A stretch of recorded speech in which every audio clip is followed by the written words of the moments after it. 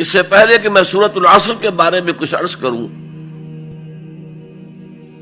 چند باتیں تمہیدی طور پر جان لیجیے۔ نمبر ایک، یہ قرآن حکیم کی مختصر ترین صورتوں میں سے ہے۔ صرف 3 صورتیں قرآن کی ہیں جو 3 آیات پر مشتمل ہیں، سورۃ العصر، سورۃ الکوثر، سورۃ النصر۔ 3 سے کم آیات پر کوئی سورت مشتمل نہیں ہے، تو 3 سب سے چھوٹی صورتوں میں سے ایک سورۃ العصر۔ نمبر 2 یہ کہ یہ قرآن حکیم کی اولین صورتوں میں سے ہے۔ قرآن کا اسلوب یہ ہے جو سورہ ہود میں بیان ہوا، کتاب احکمت آیاتہ ثم فصلت من لدن حکیم خبیر۔ یہ ایک ایسی کتاب ہے کہ جس کی آیات پہلے محکم کی گئیں اور پھر ان کی تفصیل بیان کی گئی اس ذات کی طرف سے جو حکیم اور خبیر ہے۔ ابتدا میں قرآن مجید کی چھوٹی چھوٹی صورتیں، لیکن یہ چھوٹی چھوٹی صورتیں مضامین کے اعتبار سے، حکمت کے اعتبار سے، ہدایت کے اعتبار سے اس محاورے کے مانند ہے کہ دریا کو یا سمندر کو کوزے میں بند کر دیا جائے۔ تیسری بات یہ کہ یہ قرآن حکیم کی جامع ترین صورت ہے۔ میرے انداز بیان کو پہچانیے، پہلے میں نے کہا یہ قرآن مجید کی مختصر ترین صورتوں میں سے ایک ہے، پھر میں نے عرض کیا یہ قرآن حکیم کی اولین صورتوں میں سے ایک ہے، اور اب میں کہہ رہا ہوں یہ قرآن حکیم کی جامع ترین صورت ہے۔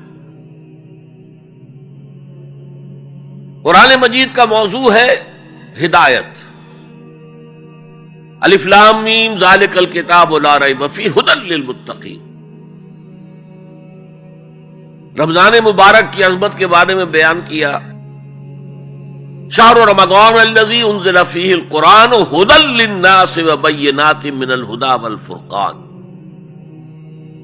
قرآن سائنس کی کتاب نہیں ہے، اگرچہ سائنٹیفک ریفرنسز قرآن میں ہیں۔ قرآن تاریخ کی کتاب نہیں ہے، قرآن فلسفے کی کتاب نہیں ہے، یہ کتاب ہدایت ہے، فکری ہدایت، عملی ہدایت۔ اور وہ ہدایت جو ہے اس سورہ مبارکہ میں مختصر ترین الفاظ کے اندر سمو دی گئی۔ چنانچہ میں یہاں آپ کو امام شافعی رحمت اللہ علیہ کے 2 قول سنانا چاہتا ہوں جو اس سورہ مبارکہ کے بارے میں ہے۔ آپ نے فرمایا لو تدبر الناس هذه السورہ لوسعتهم۔ اگر لوگ صرف اس ایک سورت پر تدبر کریں، غور کریں، سوچیں، فکر کریں تو یہ ان کی ہدایت کے لیے کافی ہو جائے گا۔ اس سے بھی زیادہ بڑا قول جو مفتی محمد عبدہ نے اپنی تفسیر پارہ عم میں بیان کیا ہے، لو لم ينزل من القرآن سواها لکفت الناس۔ اگر قرآن میں سوائے اس ایک سورت کے اور کچھ نازل نہ ہوتا تب بھی لوگوں کی ہدایت کے لیے کافی تھے۔ اسی جامعیت کی بنا پر صحابہ کرام کا ایک طرز عمل امام راضی نے لکھا ہے،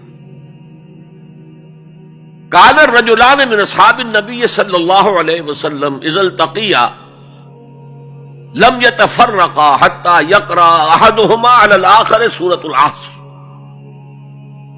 ثم يسلم احدهما على الاخر۔ نبی اکرم صلی اللہ علیہ وسلم کے صحابہ کا معمول تھا کہ جب وہ باہم ملاقات کرتے تھے تو اس وقت تک علیحدہ نہیں ہوتے تھے جب تک ایک دوسرے کو سورۃ العصر نہ سنا لیں، اس کے بعد وہ پھر سلام کرتے تھے اور اپنے اپنے راستے پر چلے جاتے تھے۔ یعنی تذکیر کے لیے، یاد دہانی کے لیے ہدایت کے جملہ مراحل کو واضح کرنے کے لیے ایک ایک لفظ میں یہ سورہ مبارکہ جو ہے واقعتاً اسی کی مثال ہے کہ سمندر کو کوزے میں بند کر دیا گیا. ایک اعتبار سے یوں بھی کہا جا سکتا ہے کہ یہ قرآن حکیم کے مضامین کا انڈیکس ہے.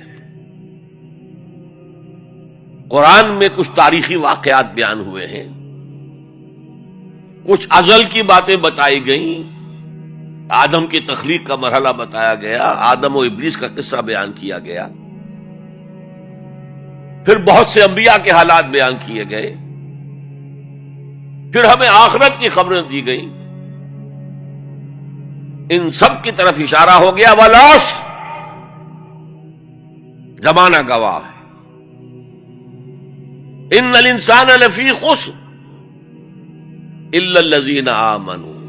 اب یہ ایک بہت بڑا عنوان ہے قرآن کے مضامین کا، بہت جامع عنوان. آمنوا،